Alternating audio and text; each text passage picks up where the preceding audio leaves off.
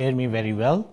So good afternoon, everyone, and we are delighted to see you all here. I know it's a lunch break, and for the last 2 days, 1.5 days, we are learning a lot of things from low and middle income countries regarding the pneumonia prevention as well as management.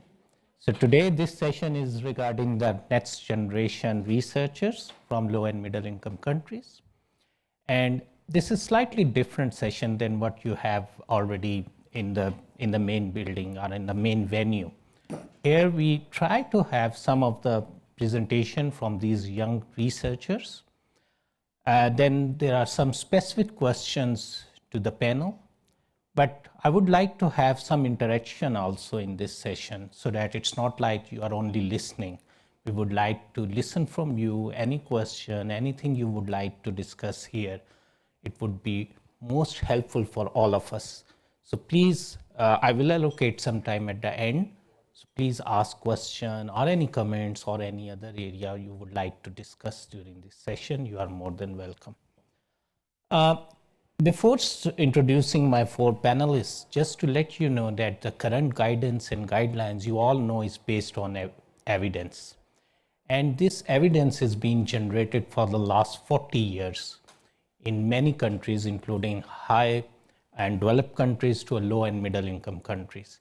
And based on this evidence, we were able to generate guidelines and guidance which are being implemented in many of the low and middle income countries, through which we are able to reduce the childhood pneumonia morbidity and mortality in the last 20 years.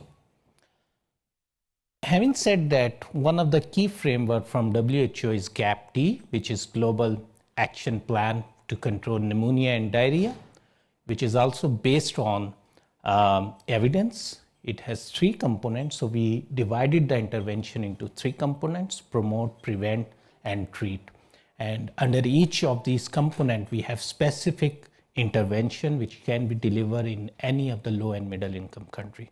So I will not go in detail with that, but at the end, in summary, I will let you know which area of research we still need to develop in improving the child pneumonia-related deaths in the coming years. So today we have 4 young researchers. I'm very happy and glad to introduce them. First is Dr. Justina. Dr. Justina is from Mozambique, and she lives in the Manhiça district, in the district of, it's a north district of capital. She is a medical doctor and a junior researcher at Manhiça Health Research Center, and her major area of interest is to develop scientific solutions to priority clinical and microbiological health problems such as pneumonia, malaria, and TB HIV. So welcome, Dr. Justina. Then we have Dr. Barsha Pathak. She is from India. She works for, she is an early career public health professional who is acquired her medical Doctor of Medicine from Bombay, India. She is currently working as a research scientist and a young investigator in the domain of implementation science regarding maternal and child health. And at the center, she's working at the Center of Health Research Development, Society for Applied Studies, SAS, in New Delhi, India. In addition, Dr. Barsha is also pursuing her PhD at the Faculty of Medicine at University of Bergen, Norway. Welcome, Dr. Barsha. Then we have Dr. Annick. She is a technical advisor for immunization and surveillance, Jhpiego, in Burkina Faso. She is a special advisor to Gavi also. And Dr. Annick has previously worked in EPI Directory in Burkina Faso, where she coordinated the PCV13 schedule shift. She is now leading a vaccine coverage survey at Jhpiego to assess the impact of the switch on the vaccine coverage. Welcome, Annick. And then we have Ms. Yenenesh from Ethiopia. She is a very unique position. Her position is quite unique in the organization. She is a data action coordinator at CHAMPS Ethiopia. She has been working with children for the last decade and for the last 5 years, specifically on child health issues. Her background is in social work, and she is very much interested in knowledge transition. She started exploring indigenous knowledge on the prevention and treatment of childhood pneumonia in eastern part of Ethiopia. And you know, Ethiopia is one of the high burden pneumonia country, along with India. She has been a journalist for some years and work in NGO. She is working mom of 3, excellent, and data to action coordinator now in CHAPS Ethiopia. So welcome, Yenenesh. So thank you very much. So because of the time limitation, we can move directly to the presentations. So first, Dr. Justina is going to present. It's a short presentation, and then we will go for a round of question and answer. So Dr. Justina, please. Thank you very much. Good afternoon, everyone. My name is Justina Bramugy. I'm a general research physician at Manhiça Health Research Center. And today I will present the highlights of pneumonia research at CIS Manhiça, southern Mozambique. First, get your epidemiology right. For many years, we have been conducting the surveillance of pneumonia to evaluate the load and cause of pneumonia, to foresee the potential influence that introducing vaccines would have in the district and in the country. From that, we were able to show that half of our pneumococcal IBD was caused by the serotypes 1 and 5. And at that time, the recommended vaccine was the 7-valent one, which only covered 20% of our IBD. Therefore, our findings were crucial for Mozambique's request for financial support from Gavi to introduce the new vaccines to our immunization schedule. And recently, we expanded the surveillance to infants and adults. Second, improve your imaging capacities and risk factors assessment. Then we have been conducting several studies and capacity building to enhance the pneumonia diagnosis. We started with the conventional chest X-ray, and we did the lung ultrasound. We also evaluate the burden of hypoxemia that showed that is a clear risk factor of hypoxemia. And as we can see in this graph, pneumonia was the etiology that had more duration of hypoxemia in the patients. Third, get your differential diagnosis right. I had here 2 clips to show you these 2 children that had respiratory distress, but unfortunately it won't be possible to show.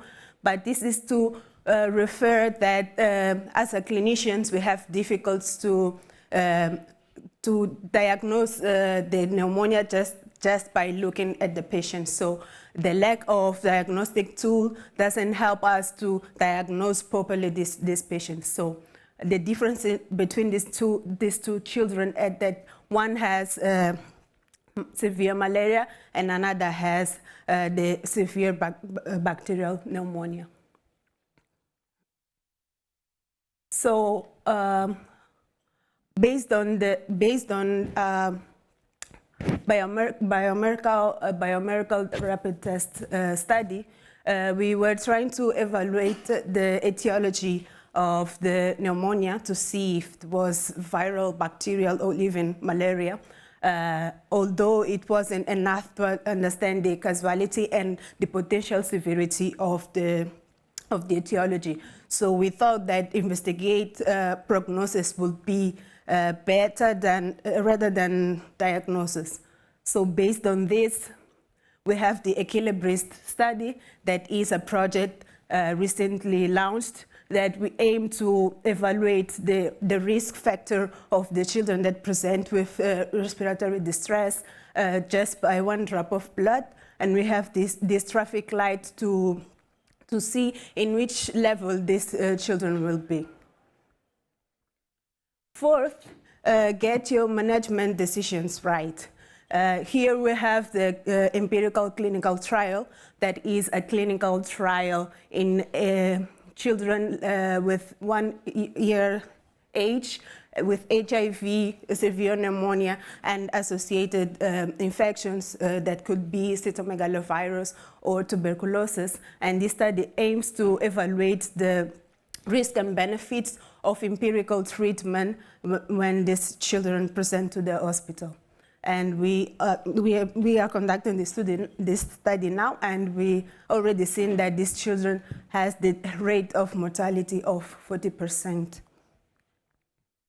So, as a conclusion, we have to understand our epidemiology to see our population, to have the opportunity to diagnose well these children and have a good prognosis so we can do a good treatment.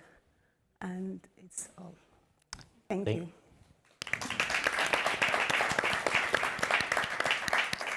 Thank you very much, Justina. Have a seat. The question and answer session, we will do it later on. Because of the time constraint, I will go to the next presenter then. Thank you very much for you. Dr. Barsha, it's up to you. Please come.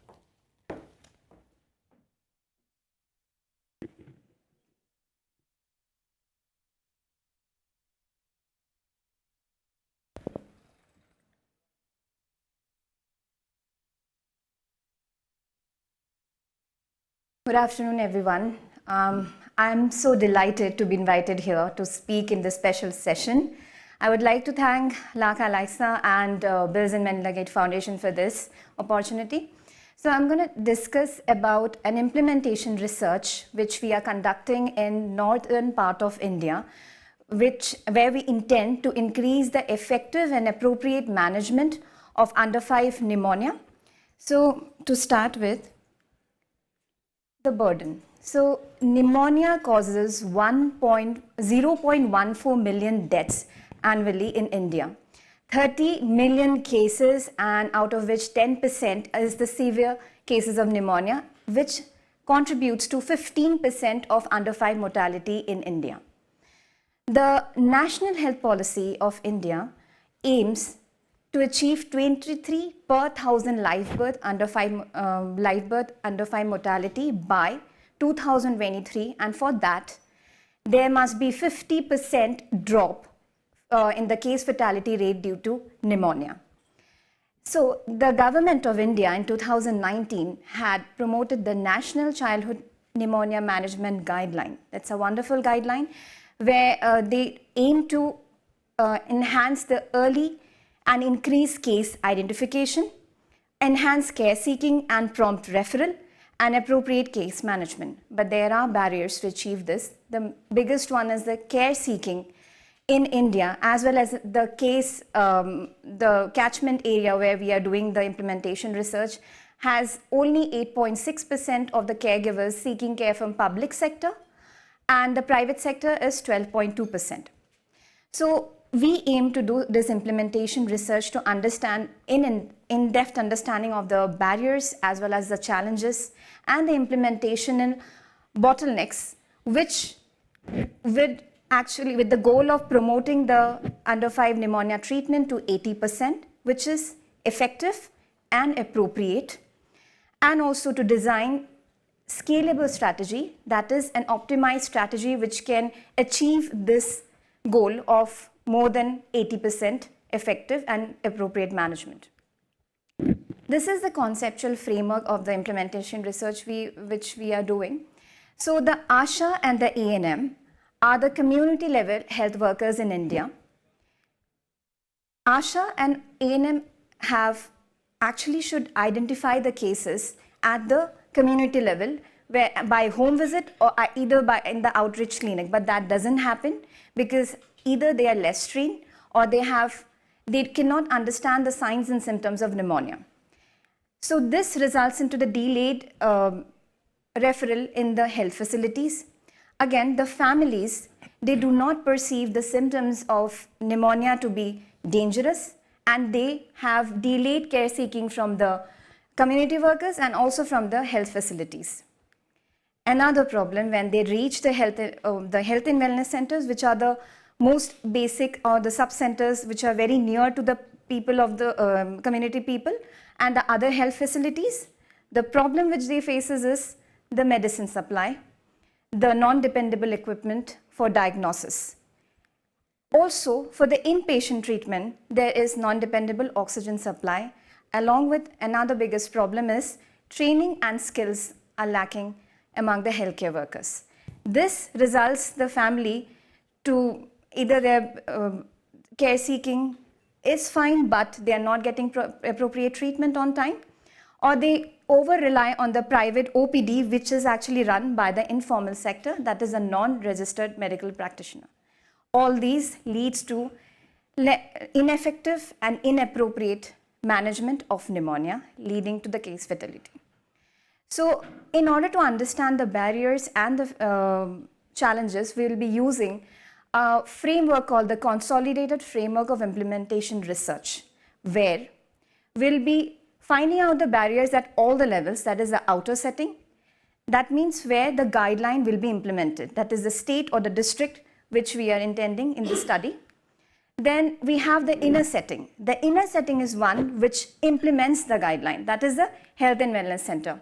We'll be seeing the barriers at various levels, like the health, human resources present, then what is the cultural and relational connection of the human resource with the community people, the resources available, and is the health facility ready for implementing this guideline. Most importantly, the individual. There are two levels. Number one, the one who is implementing, the health care workers, and the one who is getting the benefits, that is the caregivers of under 5.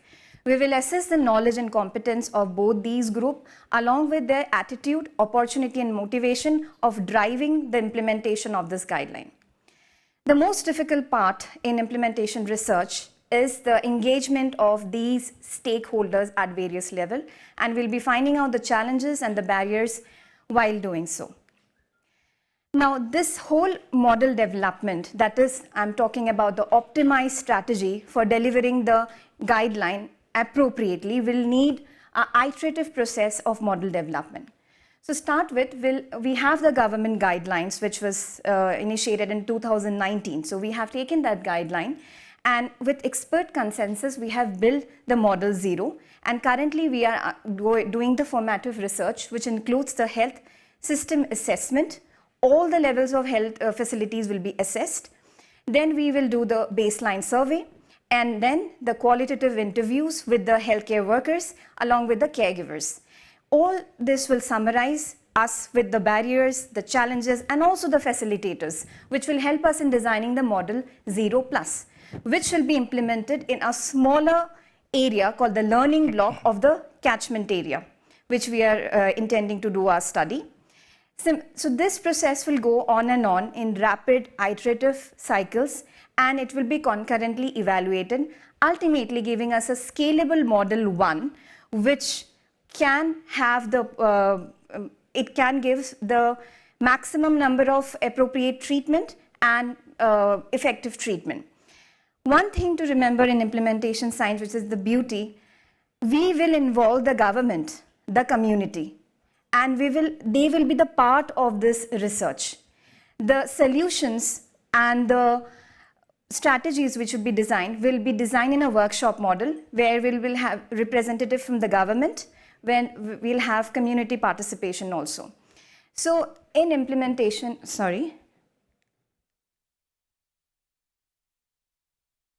in implementation research, we have 3 teams. The program learning team, who basically does the qualitative interview and the root cause analysis of the barriers and the facilitators.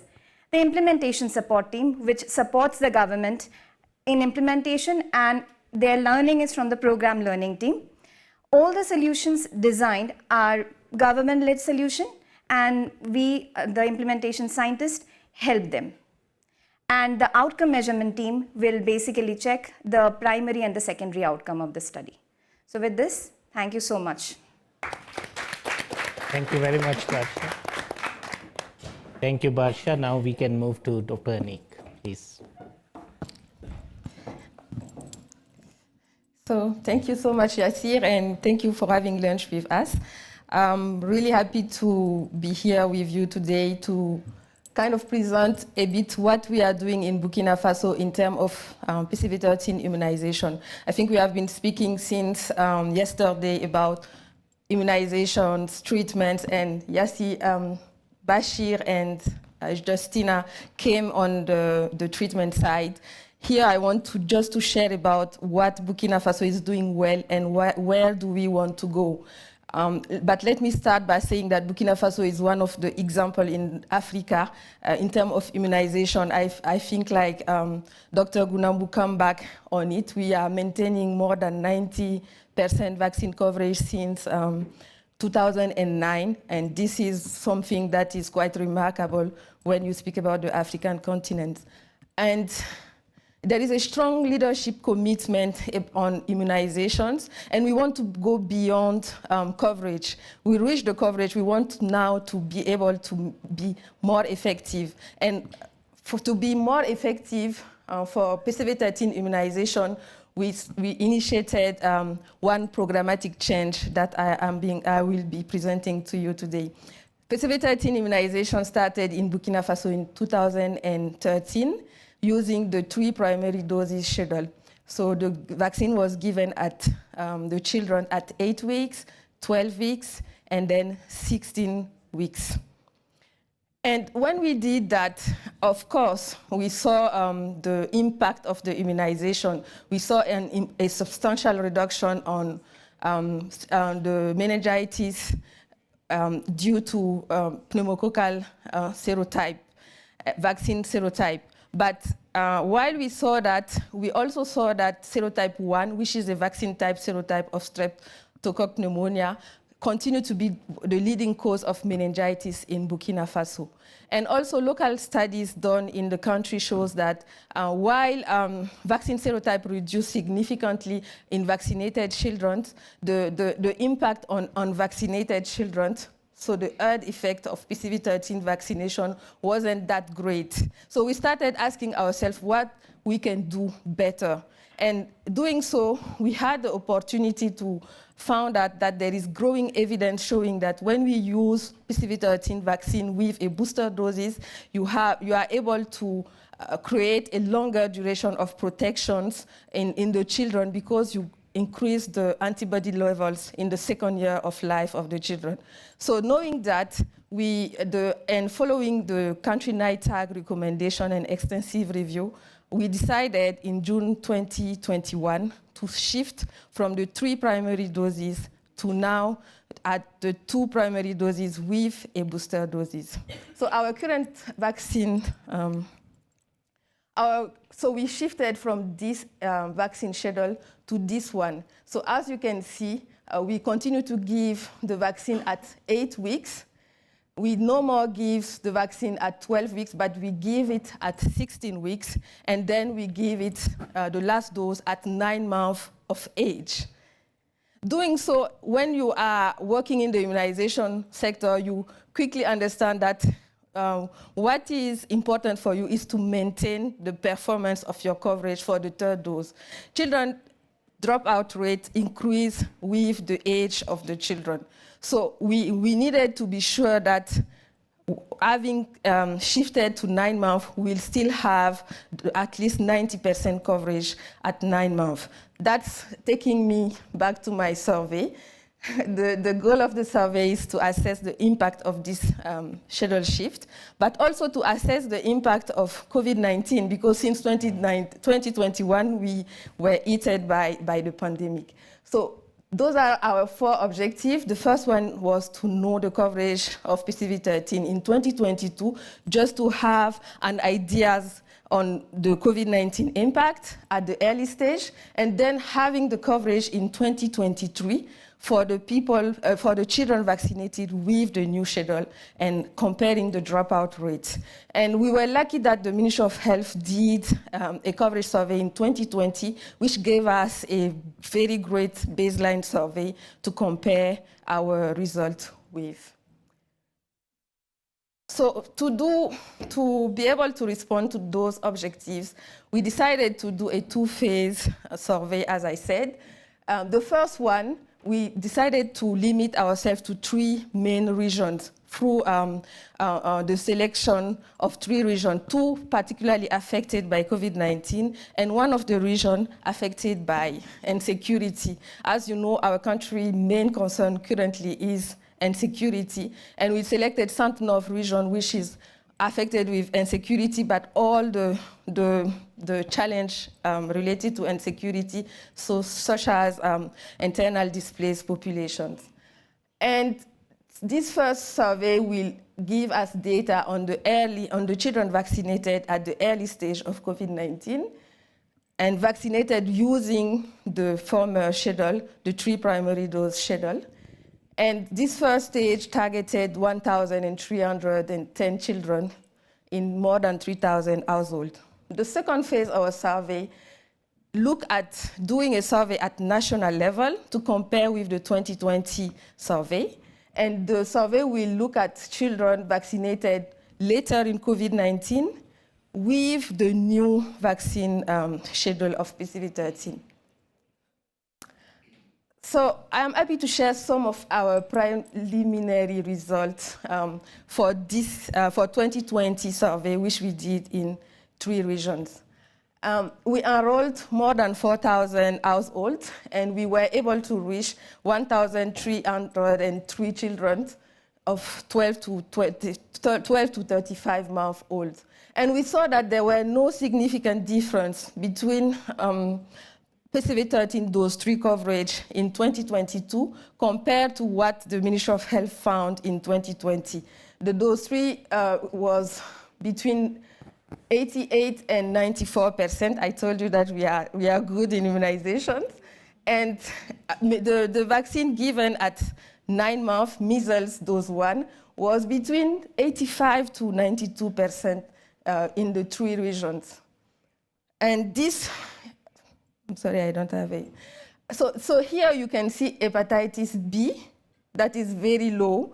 The vaccine, this is the birth dose of hepatitis B. The vaccine wasn't introduced in our program for the children we screened. So this show a bit, it's between 10 to 14% in the 2 biggest regions of the country. This gives us a bit an idea on the impact of the private sector in the immunization program. This as well, the IPV2 was low. It was a vaccine introduced 6 months before our survey, so some of the children received it, but most of them did not. But what is interesting to see is the second year of life vaccine, Menafrivac vaccine, and measles dose 2. The problem with that is the fact that it's only half of the children vaccinated in Burkina Faso that receive the complete vaccination schedule. We were happy about our result, but this shows that we really have a lot to do to get people to complete the immunization schedule. And it was important to know that, because some of the discussion was to see if we were willing to take the 3rd dose of PCV13 and bring it to 15 months, where there is less injections than 9 months. And with this low coverage, this is not something that is required in Burkina. So just to summarize some of our results, our survey, the first stage of our survey did not look for the children that received the 2+1 schedule. But because of the time we implemented it, we were able to capture 195 children that were supposed to receive the new schedule. And we see that among them, only 5 received effectively the new schedule. That tells the Ministry of Health that there is really an extensive need to follow up to supervise programmatic change in the EPI system. The second thing that our data suggests is the relative high rate of vaccine coverage at 9 months. So we are confident that this year, when we do the survey and when the children effectively receive the new schedule, we will maintain our performance. So thank you so much for your kind. You can do it. Thank you very much, Annick, and Yenenesh, it's your turn. Please keep time. Thank you so much. I would like to thank everyone for attending our session, and I would like to thank the organizers for giving us this chance. It's very hard to be the last because you took every time I have, so I will try to be as fast as possible. So I'm here representing CHAMPS Ethiopia. I believe all of you have heard about CHAMPS, what we have been working, so I'm not going there in detail. So this is our journey. We started with the social and behavioral science because we are implementing a very unique research. So we need to approach the community as wise as possible. So we did that, and we managed to collect a good sample so far. So I'm going to talk about the data to action, what we are doing on the data we have been collected so far. As you can see, CHAMPS is promising to transform the data into action locally, nationally, and internationally. So I will try to focus how we are seeing data to action in CHAMPS Ethiopia. So we are seeing data to action in two perspectives. One is the intervention part, the other one is the research. When we say the intervention, we are building a good data on the cause of death of under 5 children. So we want to use that data by ourselves so that it can contribute to the improvement of the situation. And the research part is to explore further. There are some things we want to explore further. For instance, we started meningococcal carriage study, pneumococcal carriage study. We are studying on nutrition and so on. So we want to build our knowledge as reliable as possible. And these are the various levels we are acting locally. They are the families, the most important stakeholders we have, because they are the ones who are consenting for the procedures, and the community and the health facilities. And regionally, we are working with health authorities. Mass medias are playing a key role in our sites. And nationally, the two important stakeholders we have are Ethiopian Public Health Institutes and Ministry of Health. And for the international audience like you, we do have publications and case studies. You can visit our website at any time. So my focus is this, what we have in the future in relation to childhood pneumonia. So the first is, as you can see, the indoor air pollution. We do have activities against this indoor air pollution because we have observed that this is a problem in our catchment area. So there are some practices in other parts of Ethiopia, and we want to add on that in our specific catchment area. And the next is we do have activities related to childhood immunization. So what makes CHAMPS unique is we are involving both social scientists and clinicals. So our social scientists want to know the reason for vaccine default. They want to understand why families are not completing the vaccine. And in other words, the clinicians are, as I said before, they are working on pneumococcal carriage studies, and also they want to explore the cold chain management also. So specifically, myself is very interested to know the indigenous knowledge on prevention and treatment of childhood pneumonia. So far, what I know is in Afan Oromo, which is the local language of our catchment area, they say it's Michi Somba. Somba means lung, and Michi means it's when you are exposed to the sun or to the wind in a way when you are going out of the home. So we never know what they are saying, and we don't know how they are preventing it and how they are treating it. So we want to explore more on this, and there is a good mechanism of community engagement we are implementing in our site, which is called Theatre for Development. We are involving the community, and we do have community actors. They are using our findings on their scripts, And since the community wants to be entertained, we are using our message through that also. And the last but not the least is knowledge translation. We have been doing that for the last 3 years. We are approaching the media, non-governmental organizations, and the community itself, the health facilities around our catchment area, and also the Ministry of Health.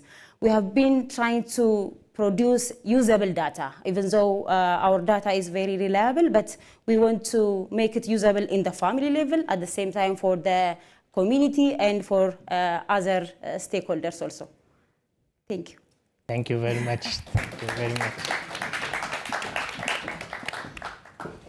So after this presentation, I have only one question for each of you, that is question 2, right? So thank you very much for explaining all this, your research. Now I have some specific question for you. First, Justina, for you. What is your dream job as a scientist? And in 5 years or 10 years from now, where would you love to be? And another extension of this question is, and how easy it is to reach that goal in Mozambique? Well, thank you. I think that my goal is to become a senior researcher that will be able to work by myself and maybe introduce a new scientific area.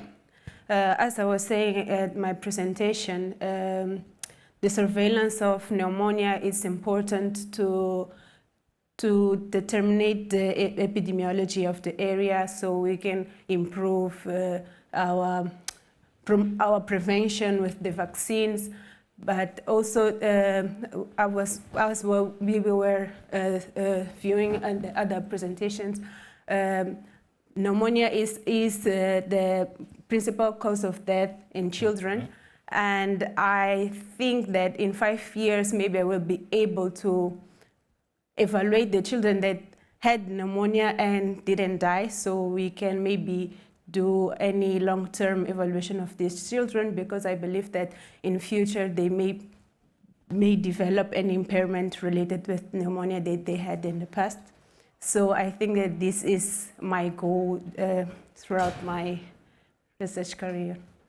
And my question is how easy it is to achieve it in Mozambique. What do you think about that? Well, I think that I don't know if I understood well the question. Okay, while remaining in the Mozambique, will you be able to achieve your goal? Yes. And if, how? Yes, I believe that will be possible. Okay. Because we have strong research group that are able to have many projects that could help me to develop this new area in research. And it's a new area in Mozambique. I never heard anything related to that. Excellent. Thank you very much, Justina. It's wonderful to know that. I will give later on some tips to you.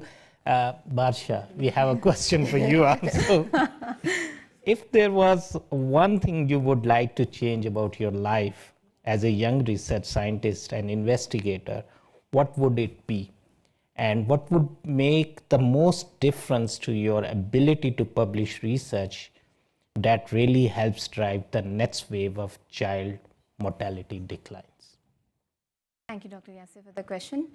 So, I, being a researcher, young woman from India, which is a LMIC, it's not one thing which I want to change. There are many things. But yes, I would like to say, I want the prioritization to access funds and resources for projects, for studies in my nation. And one more thing which I want is opportunities for personal development.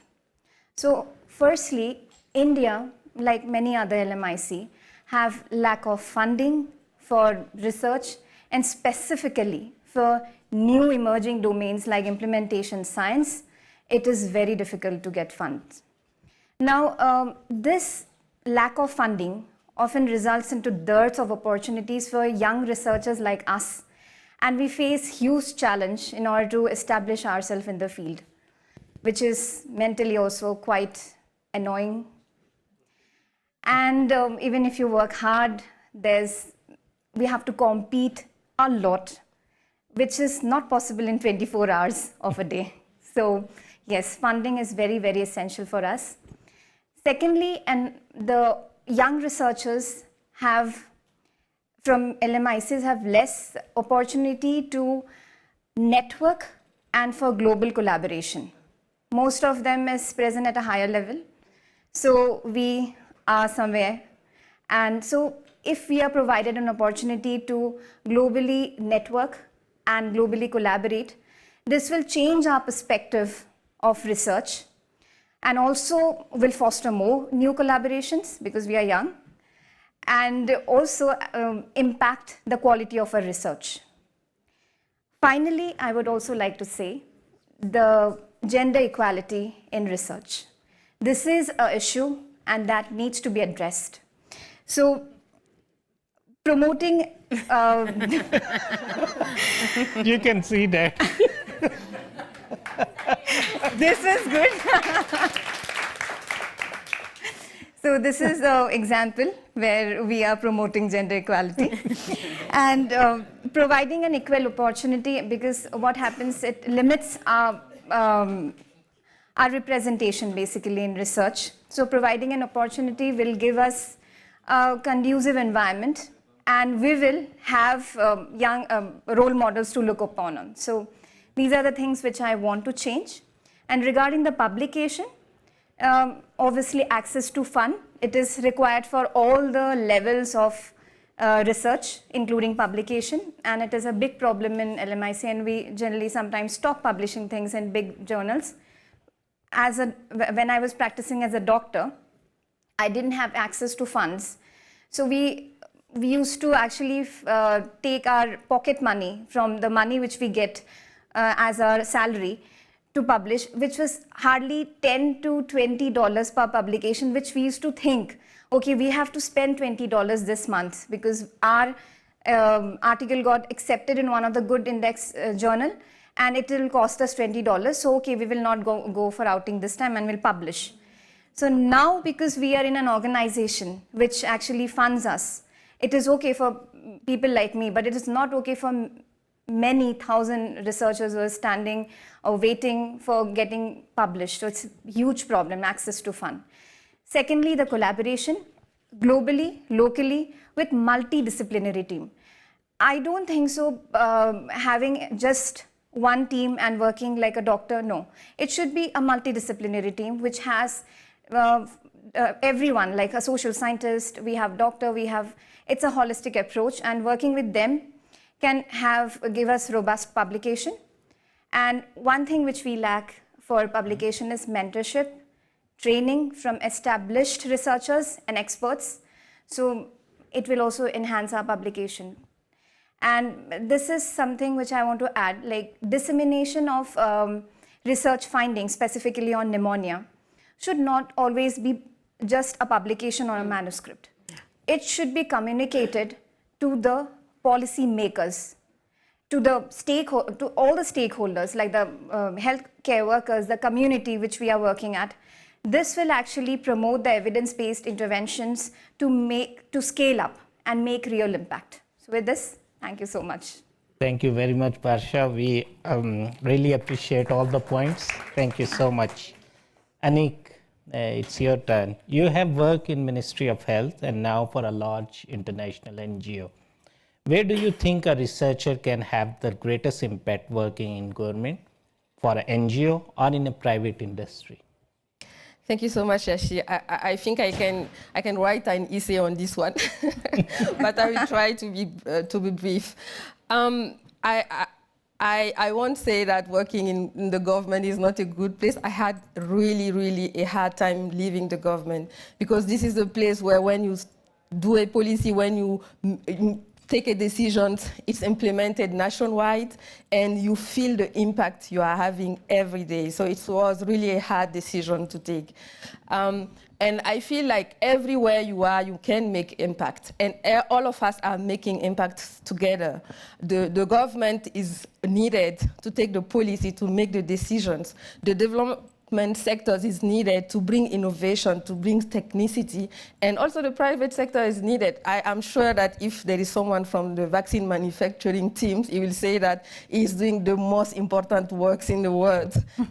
Without them, we cannot have access to the vaccine. So yes, everybody is needed.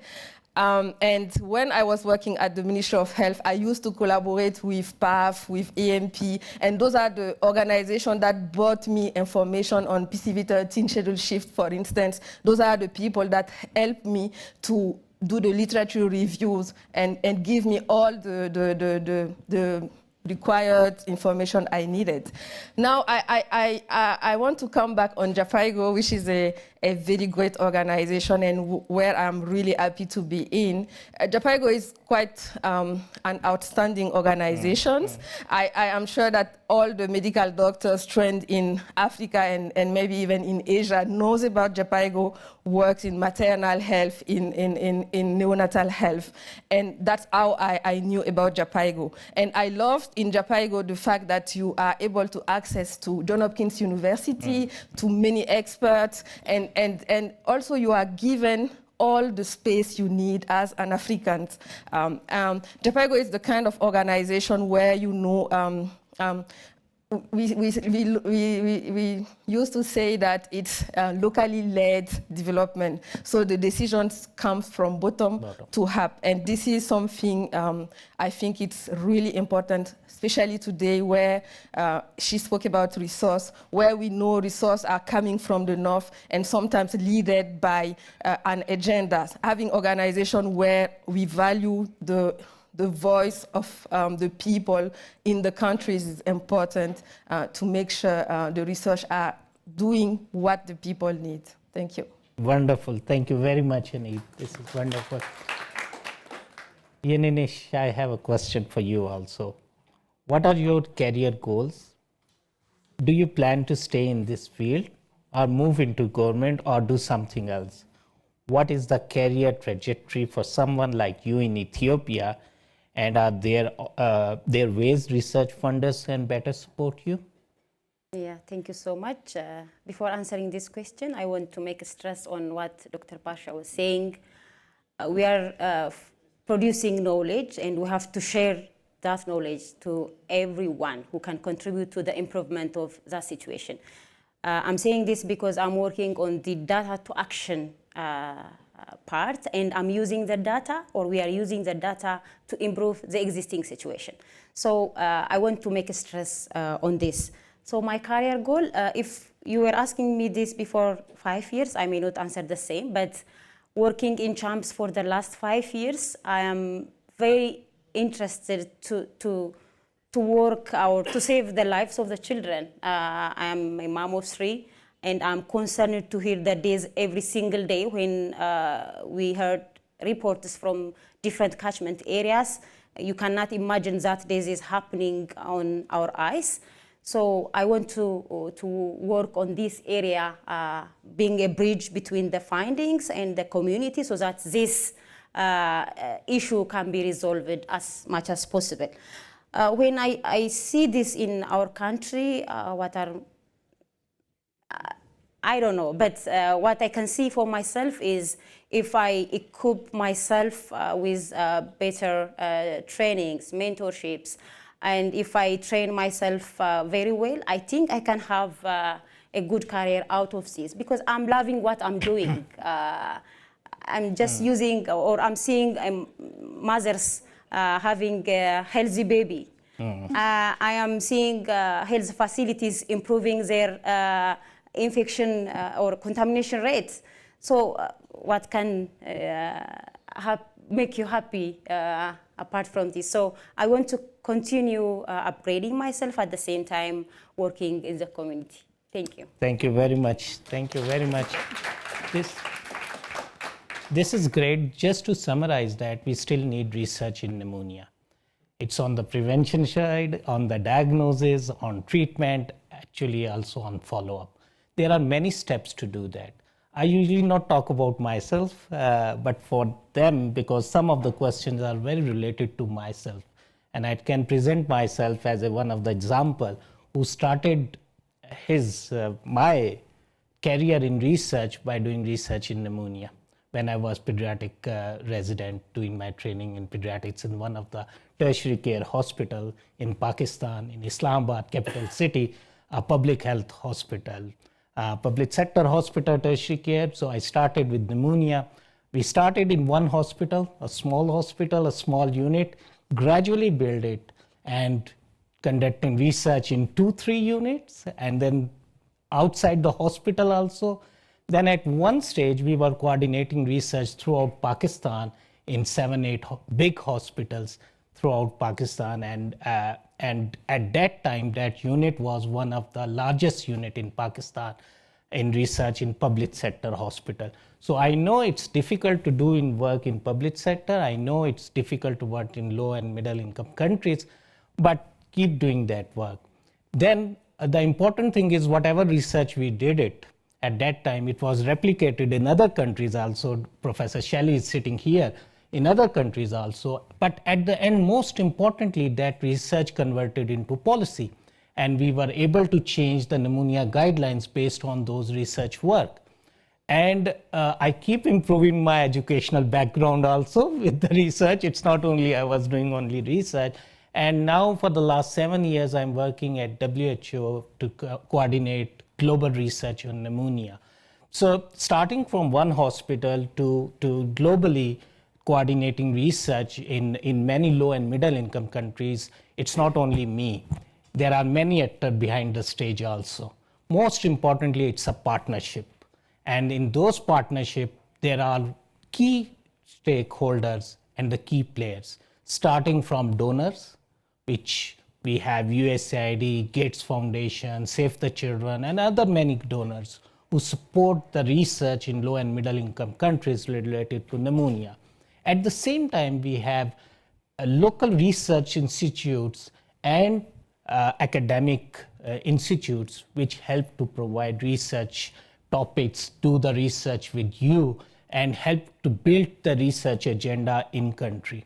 At the same time, Ministry of Health plays a very vital role, because at the end of the day, all the findings, it should be used by the Ministry of Health to improve the current guidelines and guidance for the management of any disease, specifically for pneumonia, because this is pneumonia forum, so we are talking about pneumonia.